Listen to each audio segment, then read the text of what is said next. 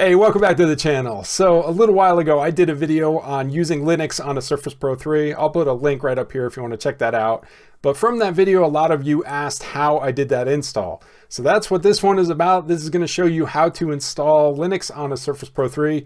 Now, the only thing you're going to need besides your Surface Pro 3, obviously, is a USB flash drive, either an 8 gig or a 16 gig will be just fine. Everything else is going to be handled in the software and on the computers. So let's jump right into it. So the first thing we want to do is put that USB thumb drive into an available USB port on your computer. Doesn't need to be formatted or anything. The software that we're going to use is going to handle that. All right, so now we got that USB drive inserted into the computer, and here we are on the desktop. Now I'm going to be doing this on Linux, but this will work just the same for Linux, Mac, or Windows. The software we're going to be using runs on all three of those operating systems. So the first thing we want to do is open up our browser of choice and go and download the ISO for our Linux version of choice. In this tutorial, I'm using Pop! OS, but this works just the same for Manjaro or Ubuntu or whatever distribution you want to use. Just go out to the site for your distribution, find the download area, and download the ISO that you want to use. I'm just going to cancel this because I've already downloaded it, but you would just download it and save that to your computer. So while that's downloading, you want to make sure that you have an application called Etcher. If you don't already have it installed, you can go out to this balena.io site and download it from here. There's a little download area for Windows, Mac OS. There's one for Linux too, but if you're going to install it on Linux, you probably want to use the repository, but this is an app image, so it'll give you the latest version. So you can either download it from here, install it from your repository, however you want to get it on your computer.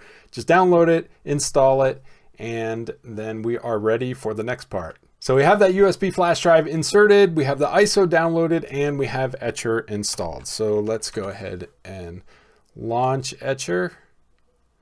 And we need to find that ISO that we downloaded. It's probably going to be in your downloads area. Just find whatever that ISO is, select it, and open it up. Now you want to make sure that you have the correct flash drive installed here. This is very important because it's going to wipe out whatever drive you have selected in this area. So for me right now, it's choosing the wrong one. This is the card that I use for my camera. I don't want to install it there, so I'm going to uncheck that. But I do want to install it on this 16 gig SanDisk Cruiser Glide. So I'm just going to check that and hit continue.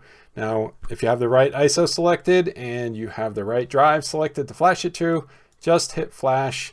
Depending on your operating system, you may or may not have to enter your password.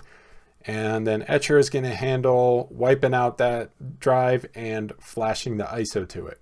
So let's let that run, and then we'll come back when it's all completed.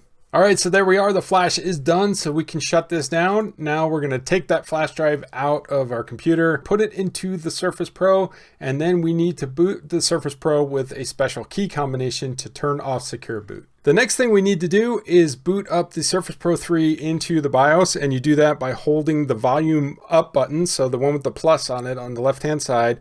Hold that down and push the power button at the top, and then it should boot into the BIOS. Then you can let go of that button. Now there's only one setting that we need to change in the BIOS, and that is the secure boot control. It'll be set to enabled by default, and we want to change that to disabled.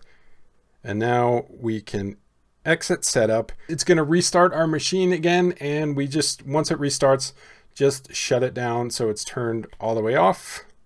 And then we can boot from the USB drive. Now, we're going to do that in a similar way, but this time we're going to hold the volume down button, so the minus on the left-hand side, and hit the power button. This should allow us to boot from our USB thumb drive. So once that boot from your flash drive is done, it'll bring you into the desktop for the installation.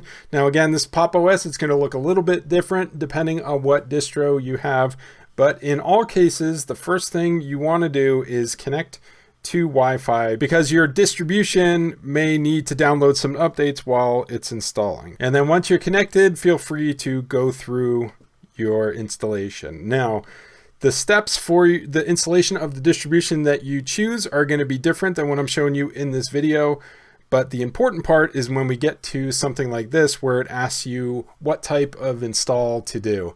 Now normally it'll say, do you want to install alongside Windows or do a clean install where you wipe the disk and install just Linux on there? I will leave that to you. To me, Windows does not run very well on the Surface Pro 3, but Linux runs great. So I did a clean install and completely wiped out Windows. So that's what we're going to do in this tutorial as well. It's telling me I shouldn't do this on battery, which really you should be plugged in. You shouldn't do this on battery, but I'm going to anyway.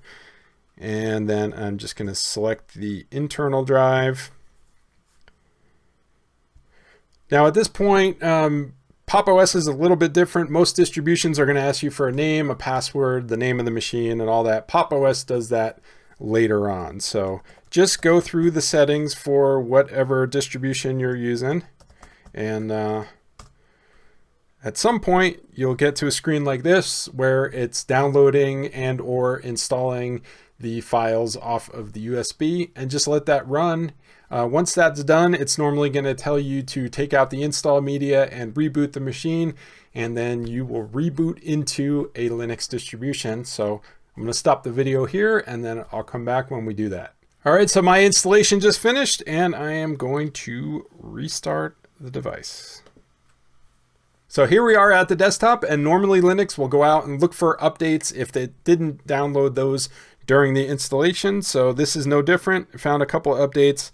We want to just go and update all of those, put in the password, and let it run. So now it is a Linux installation just like on any other machine. If you want to see more details about how well it works on this machine, check out that video that I linked up in the corner at the beginning of this video. If you have any questions or comments, leave those in the comments section below. And if you have any recommendations on future videos, let me know that as well. Thanks so much for stopping by, and I'll see you in the next video.